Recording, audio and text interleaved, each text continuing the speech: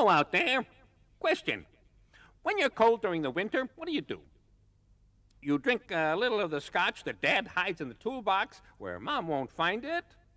You go jogging wearing 4 sweatsuits, 3 windbreakers, 2 mufflers, and a hat, right?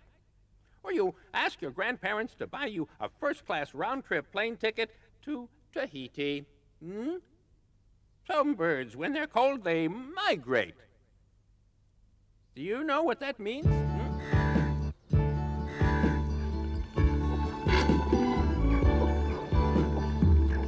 Toward the month of April, the great white stork flies back to Europe. It may have spent the winter in Africa, but it returns to the northern hemisphere because that's where the white stork reproduces. It's the symbol of migration, and therefore the return of warm weather. But above all, migration is a question of survival. Whether it's a stork, a pink flamingo, or another migratory bird, what makes them leave is the seasonal lack of food due to climate. When it turns cold, vegetation becomes scarce, and most of the insects and small vertebrae disappear. Often insects die after hiding their eggs, and others hide to eat. So birds have to look elsewhere for food.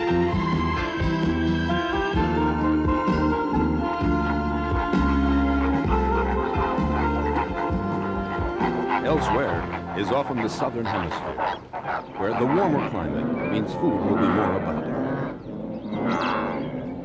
Birds aren't the only animals to migrate. Certain mammals also travel long distances.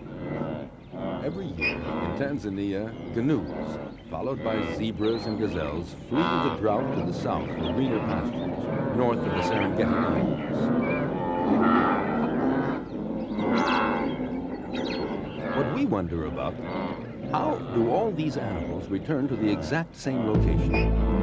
Do they use the stars, the movements of the sun, their sight, their sense of smell? The mystery is slowly being solved. It seems that the animals have a sort of internal map and compass that tells them which direction to take.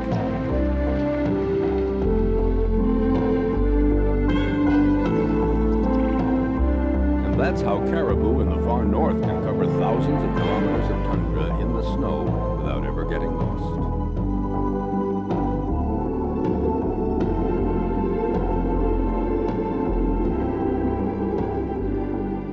If you want to live old, really old, then it's best not to die young.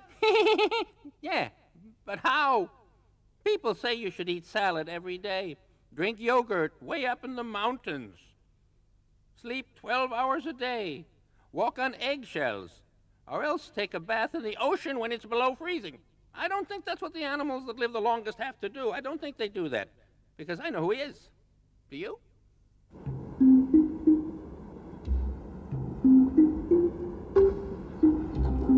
Reptiles are the animals that live the longest. The turtle's long life is legendary, but no one has ever been able to calculate the exact age of the turtle. And for good reason. Tortoises live a lot longer than humans do. According to certain ancient documents, and by cross-checking, it would seem that the oldest turtles found have been over 1.5 centuries old. But it's quite possible they can live even longer than that. Crocodiles also have long lives, but their exact age is hard to calculate too. Scientists make estimations based on the animal's size, because reptiles grow all their life. In other words, the bigger it is, the older it is. So certain reptiles are probably 1 century old, but the average lifespan is between 60 and 70 years. The same is true for mammals. The biggest are the ones that can hope to live the longest. The elephant lives to be more than 60 years old, but it doesn't really die of old age. In fact, this mammoth has only 4 teeth plus 2 tusks, and they wear out over the years. When the animal becomes old, it's incapable of grinding up the vegetation it needs to eat, and it starves to death.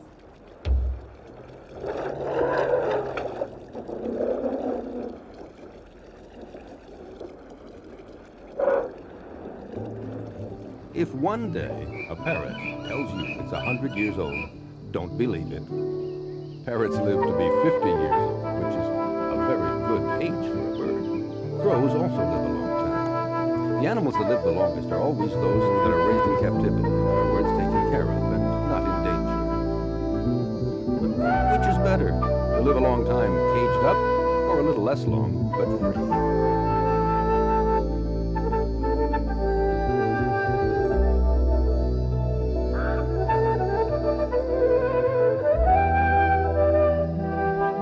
The advantage of being a robot is that you don't need much. A few integrated circuits, some memory chips, a good program, a little electricity, a bit of sunshine, a few drops of oil. That's not really necessary, but above all, no water. Like a camel or a dromedary. By the way, do you know why they can go so long without eating or drinking? Huh?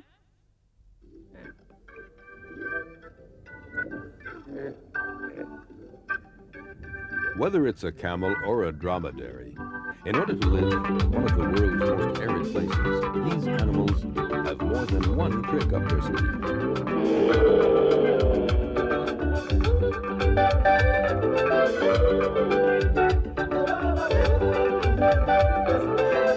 First of all, their humps, which are reserves of fat. The camels always have them. Also, we know that a camel can go for 17 days in the desert without drinking. Oh, sure, it's going to lose over 100 kilos and become terribly skinny, but it will still be relatively healthy.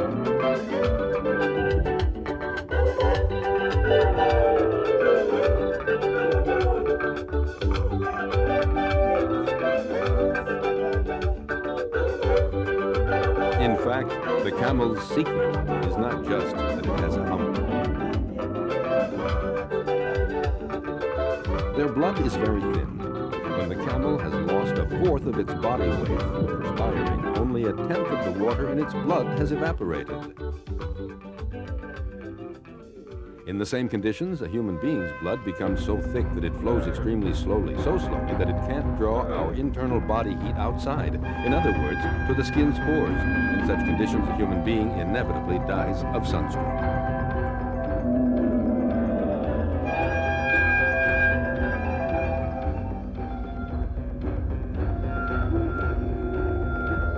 Finally, another little detail.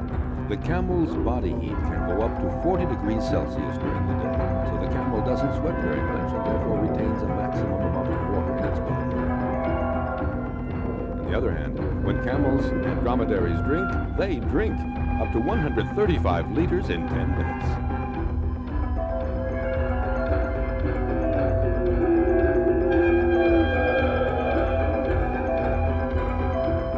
You know what a shaved rat looks like, huh?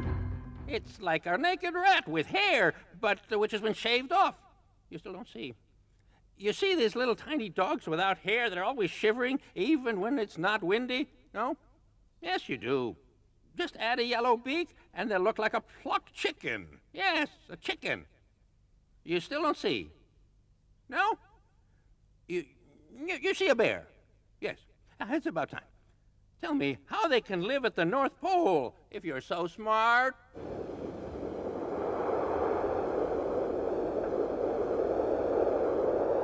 It's freezing cold. The wind never stops blowing. And yet the world's biggest bear, the polar bear, lives here in the far north.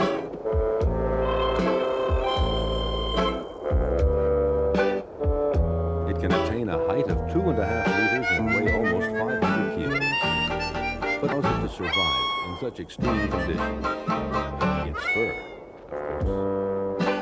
Thick and long. It's the warmest coat you could ever wear. And on top of that, the bear can even go swimming, as its long fur is waterproof. The polar bear also has a thick layer of fat, the perfect lining for its fur.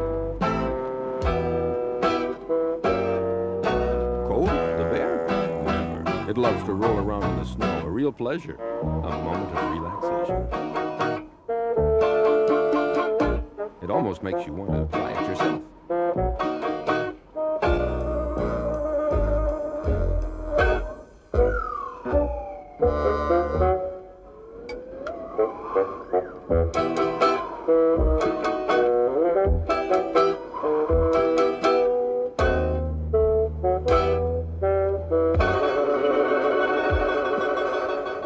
The polar bear is a very skilled fisherman. He can snatch even the most slippery fish with his paws.